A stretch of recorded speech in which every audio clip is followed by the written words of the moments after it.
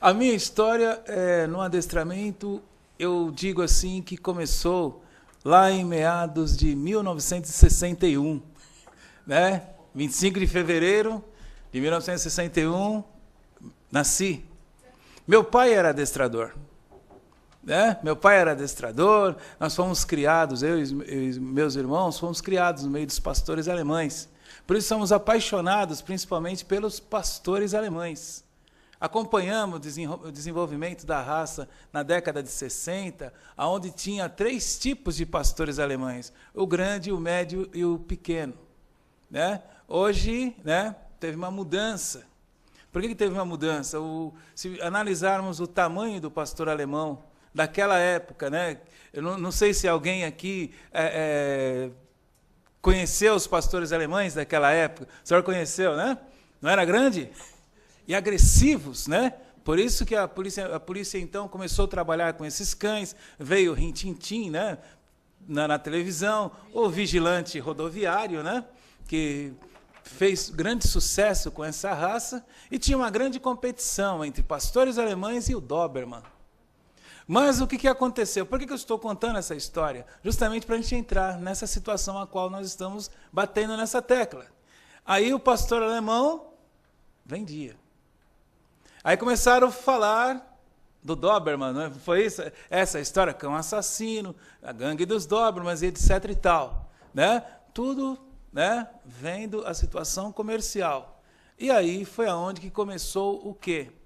Começou o comércio.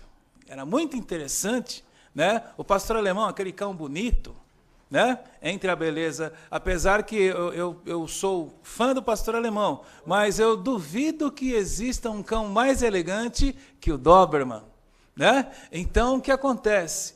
Só que naquela época, né, veio um monte de gente para cá para fazer criação aqui no Brasil, não sei se vocês concordam comigo, porque vendia. Vendia bastante pastor alemão. Então, começou o quê? Aquele cuidado que existia, né? Pegaram a fêmea, esperar até ela ter 24 meses para poder reproduzir, começou a cair, porque o cara estava perdendo dinheiro. Então ele começou a colocar essa fêmea para reprodução mais cedo. E aí foi aonde que aquele cão grandão ficou pequeno. Né? Já perdemos fisicamente aí. E aí começou também as misturas, etc. e tal, né, de temperamento. A agressividade também começou a cair. Né? E assim sucessivamente. Estou contando essa história, não vou chegar até o final, que ela é longa. Por que eu estou falando isso? Porque nós vimos aqui na abertura que o doutor falou o seguinte, né, que nós vamos falar sobre adestramento. Maus adestradores. Né? Ou...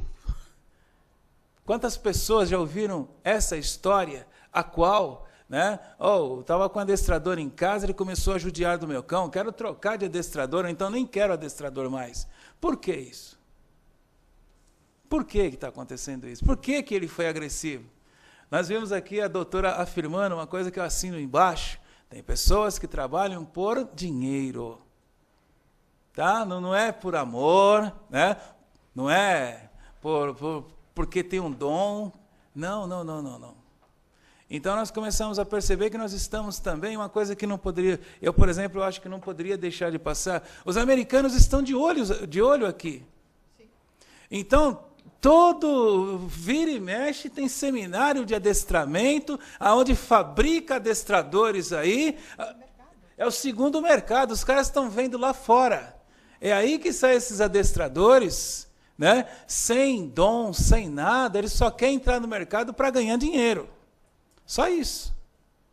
Até eu não poderia nem falar isso, porque, né, é uma coisa denúncia, né? Né? Lá fora já não está dando mais. Né? Lá fora está estourado o mercado. Então eles vêm para cá, porque o Brasil, né? O Brasil, tudo que planta, né? Nasce, é uma terra fértil. Então, o que acontece? Eu falo isso porque eu fui. Né? E, de repente, a gente começa a analisar, o cara veio da SWAT, mas será que ele tem físico para subir numa corda? O cara com 100 e poucos quilos. Né? A gente começa a perceber que já tem até mentira no meio. Então, são situações aí que fabrica esses adestradores que amanhã vai nas residências para poder judiar dos cães, sim. O que é adestramento?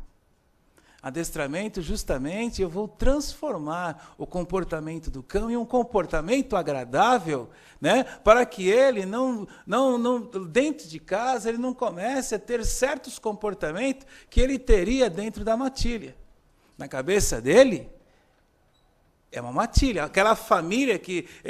alguém perguntou para o seu cão, né, você quer ir para a minha casa? Ninguém falou nada disso. Fomos lá e pegamos ele e colocamos dentro de casa. Só que ele age por instinto. Então, o que acontece? Ele vai ter o mesmo comportamento que ele teria na matilha. E, às vezes, nós compramos um alfa. E aí? Porque ele veio ao meu encontro. Não, ele era o alfa. Isso. E aí? Eu não entendo de comportamento, não entendo de temperamento, não entendo de caráter... E levei para casa. É o mais bonitinho, né? Ele veio a mim. Ele me escolheu. Ah, isso. Ele me escolheu. Estou levando um cão de temperamento forte que vai chegar em casa e vai falar o seguinte: essa matilha eu comando. E aí? Alguém já viu histórias de cães que atacaram os donos? Então. Aí entra aquela história, o adestrador não é só para ensinar o cão, né?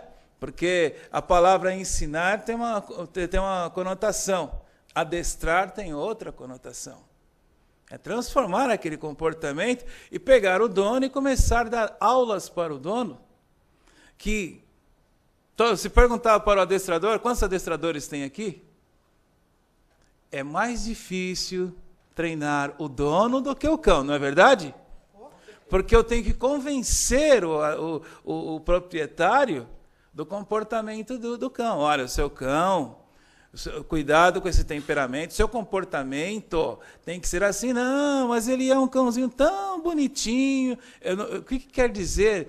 Tudo aquilo que ele está falando para o cão, ou seja, passando para o cão.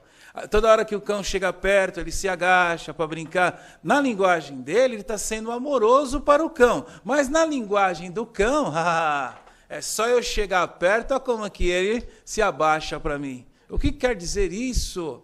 Aí já entra um pouquinho de etologia. O que quer dizer isso no universo do cão? Submissão. Todas as vezes que ele chega perto do dono, o dono se mostra submisso para ele. Então, o que acontece? Amanhã, esse dono vai querer se impor. Falou um pouquinho grosso, ele vai falar, pô, pera lá, você nunca falou assim comigo? E aí ele vai querer colocar o dono no seu devido lugar. Então, adestramento, ele não é tão simples assim. Precisa, então eu fico observando aqui assim, né, a situação, o quanto que é importante esse trabalho aqui. Porque nós vamos pré-estabelecer, né, para ficar mais claro o que é adestramento. Porque até então, eu tenho um cão em casa, vou chamar, tem um cara ali que ensina cão, vou chamar ele para ensinar o meu cão. Não é assim que funciona? Mas eu esqueço dessa palavra, adestramento. Adestramento é diferente. Eu tenho que analisar o temperamento do cão, eu tenho que analisar a personalidade do cão, tenho que analisar o temperamento da família, tenho que analisar a personalidade da família, para ver se existe, né, uma situação que se casa. Ah, mas a família é uma família tão boazinha, e, no entanto, compraram, né, eu vou usar o exemplo da senhora, um Rottweiler. Rottweiler, ele sabe a força que ele tem no músculo, e ele sabe que ele tem a capacidade de 1 tonelada na mandíbula. Ele sabe. Eu não sei se eu explodi o tempo. O Rottweiler, só para ter uma ideia, todo mundo, né, a gente entra no box dele para fazer ele já entende que é território. E ele já vai falando, através da linguagem comportamental, o que você está fazendo aqui. eu não te dei permissão para entrar aqui. Aí ele vai, ele urina ali. Aí ele vai, ele urina ali. Ele já está falando, meu, isso daqui é meu. Ele vai, daí nós começamos a limpar aqui na frente, ele urina lá atrás, aonde foi limpo. Não é assim? Aí ele sabe que vai tirar a marmita dele, da alimentação, o que ele faz? Ele urina dentro da marmita. Não é isso? Eu estou falando para mais. É isso aí? Então, tudo ele está dando aviso.